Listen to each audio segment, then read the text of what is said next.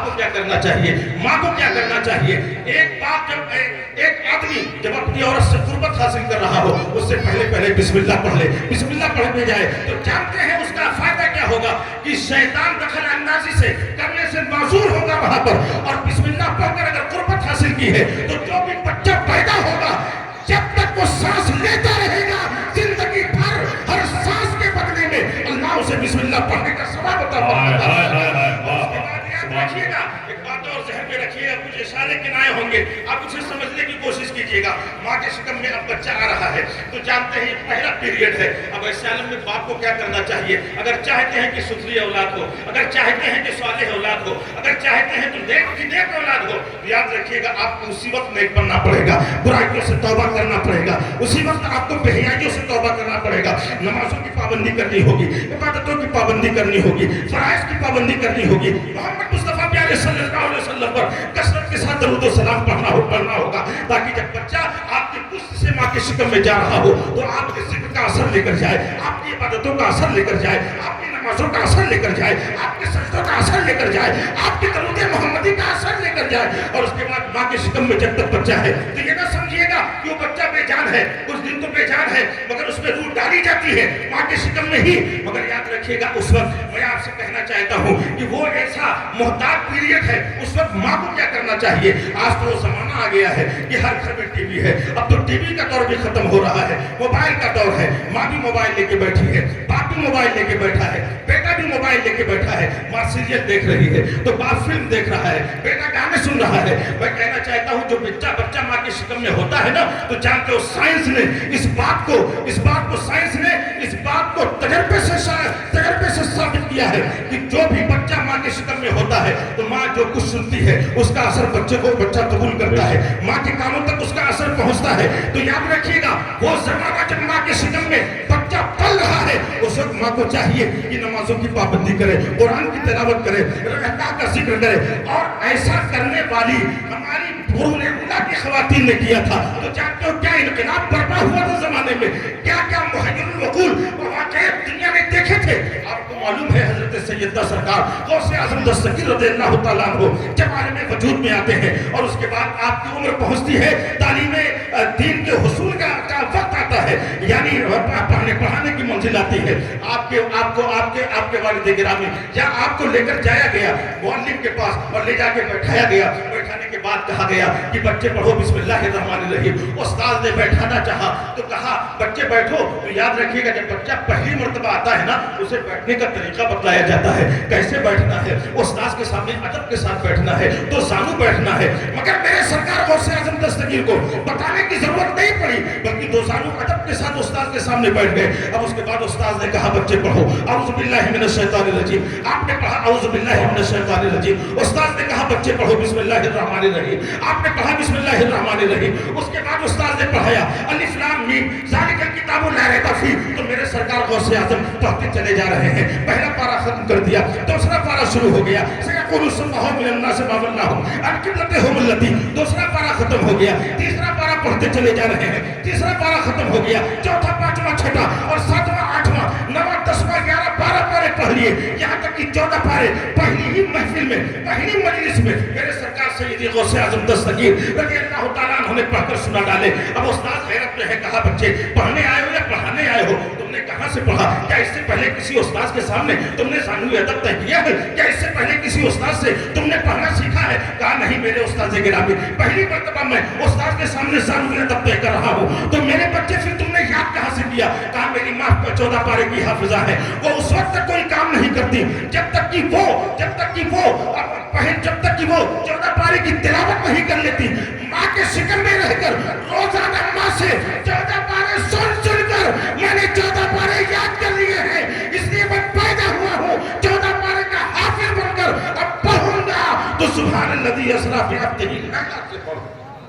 نعرہ تکبیر، نعرہ رسالت، جلسہ دستار بندی دارالعلوم مدینہ العربیہ. نعرہ تکبیر، نعرہ رسالت. ہر ماں باپ یہ چاہتے ہیں جن کا دین سے جڑا ہو، دین سے ہلکا سا بھی لگا ہو، وہ چاہتے ہیں بیٹا دیندار ہو. مگر یاد رکھیے گا دیندار کیسے بنے گا؟ جب بچہ ماں کے شکم میں ہو تو کرنا پڑے گا آپ کو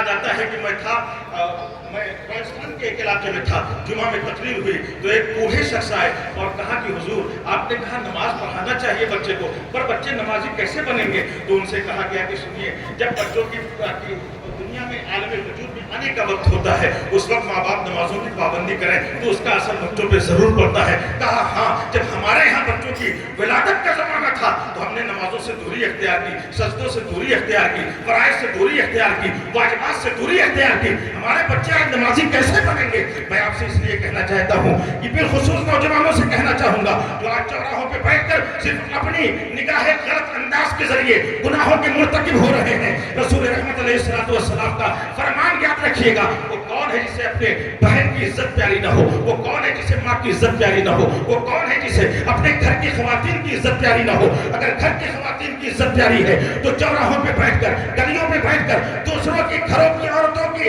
ऊपर निगाह गलत अंदाज मत उठाया करो।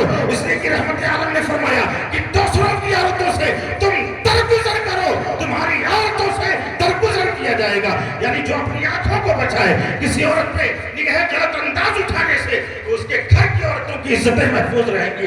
वरना वकाफत अमल हक है और ये दुनिया में देखने को आता है। इसलिए अगर किसी के साथ ऐसा है तो अपने इस अमल बद से तौबा कर ले। बहुत से दोस्तों में कहना चाहता हूँ, बच्चा आलम वजूद में आया है, आप जानते हैं बच्चा रोता है और डॉक्टर ये बोलता है बच्चे का रोना भी जरूरी है। अगर न रोए तो नसें न खुलेंगी, अगर न रोए तो बच्चे की सेहत की अलामत नहीं होगी।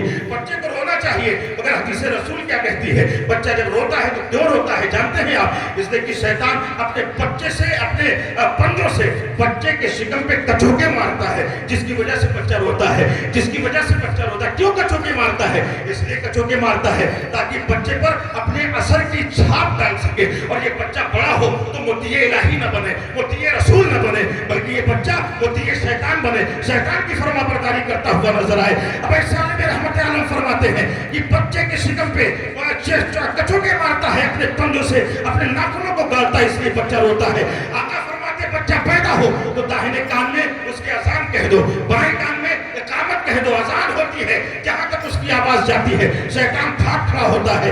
पहला कलमा आपके बच्चे के कानों में जो जाए वो अल्लाहु अकबर का जाए, अशहदु अल्ला इलाहा इल्लल्लाह का जाए, अशहदु अन्ना मुहम्मद रसूलुल्लाह, रिसालत मुस्तफा की गवाही का जाए, नमाजों का की अज़मतों का जाए। और इस तरह से आप जिक्र इलाही उसके कानों में डालें ताकि शैतान जो असर डालना चाहता था उसका असर खत्म हो जाए और जिक्र इलाही की छाप इस तरह से बच्चे के ऊपर पड़े कि कल बच्चा जब जवान हो तो भी जिक्र इलाही का मतवाला बनता हुआ दिखाई दे।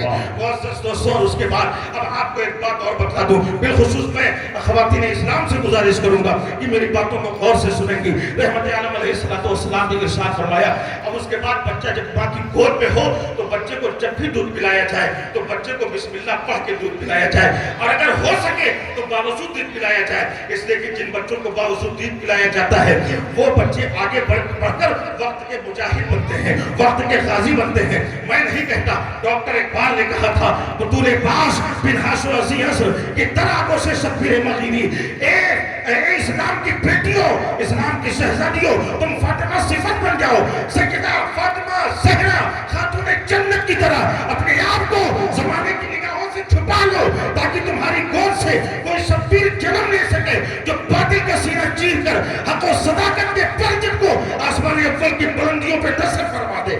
मैं कहना चाहता हूँ कि मुजाहिद कब बनेगा बच्चा, गाजी कब बनेगा बच्चा, कारी कब बनेगा बच्चा, हाफिज कब बनेगा बच्चा, आलिम कब बनेगा बच्चा?